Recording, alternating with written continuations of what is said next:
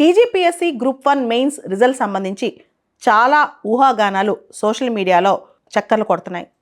అయితే ఇవన్నీ రూమర్స్ మాత్రమే.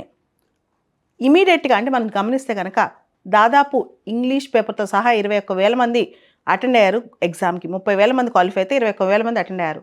వాళ్ళ పేపర్సే దాదాపు 1,00,000 పైన ఉంటాయి కరెక్ట్ చేయడానికి. ఇంత షార్ట్ టైంలో అన్నీ అయిపోయి ఈరోజు రిజల్ట్స్ వస్తాయి అనుకోవడం అదొక భ్రమ. చాలామంది అభ్యర్థులు గ్రూప్ 2 ప్రిపరేషన్ వదిలేశారు. ఎందుకంటే డిసెంబర్లో మనకి ఎగ్జామ్ ఉంది. అది పక్కన పెట్టి గ్రూప్ 1 రిజల్ట్స్ కోసం వెయిట్ చేస్తున్నారు.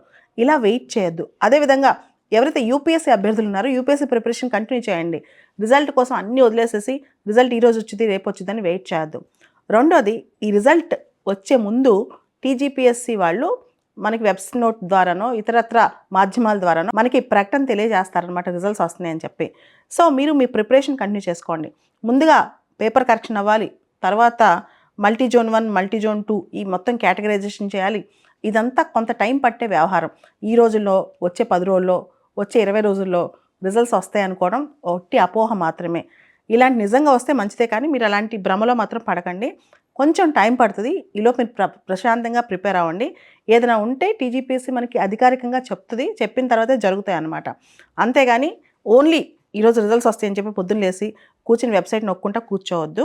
ఏ సోషల్ మీడియా వీడియోస్లో చెప్పేవన్నీ కూడా కరెక్ట్ కాదు. మీరు ప్రాపర్గా వేరే ప్రిపరేషన్లో వెళ్ళిపోండి.